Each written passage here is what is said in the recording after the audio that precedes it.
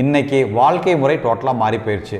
வீட்டை விட்டு வெளியே வந்தோம் ஏசி காரில் ஏறி உட்காந்து நேராக போய் ஆஃபீஸில் இறங்குறோம். ஆஃபீஸில் இறங்கணும் நேராக உள்ளே போன ஒரு ஏசி கால். டோட்டலாக வெளிச்சமே புகுதாத ஒரு செயற்கை வெளிச்சத்தில் வாழக்கூடிய வாழ்க்கை. இது என்னதுன்னு பார்த்தீங்கன்னா ஆட்டோமேட்டிக்காக இந்த விட்டமின் டியுடைய அளவு இன்றைக்கி குறைஞ்சிட்டு வருது. இன்றைக்கி சமுதாயத்தில் ஒரு 100 பேர்த்துக்கு டெஸ்ட் பண்ணி பார்த்தா நிறையா பேர்த்துக்கு பார்த்திங்கன்னா இந்த விட்டமின் D3 வந்து ரொம்ப குறைவாக இருக்குது. இந்த விட்டமின் D3ங்கிறது நாம் எடுத்துக்கூடிய உணவு மூலமாக கிடைக்கிறது ரொம்ப குறைவுங்க. இது நம்ம உடம்பாக தானாக உற்பத்தி பண்ணிக்கக்கூடிய ஒரு விட்டமின். சூரிய வெளிச்சத்தில் நம்ம போகும் பொழுது நம்ம தோலில் வந்து இந்த விட்டமின் D உற்பத்தி ஆகுது. இந்த விட்டமின் D பார்த்திங்கன்னா நம்ம உடம்புல கூடிய கொலஸ்ட்ராலினுடைய அடிப்படையாக வச்சுட்டு அதில் ஒரு மாற்றத்தை உருவாக்கி இந்த விட்டமின் D உருவாகுது.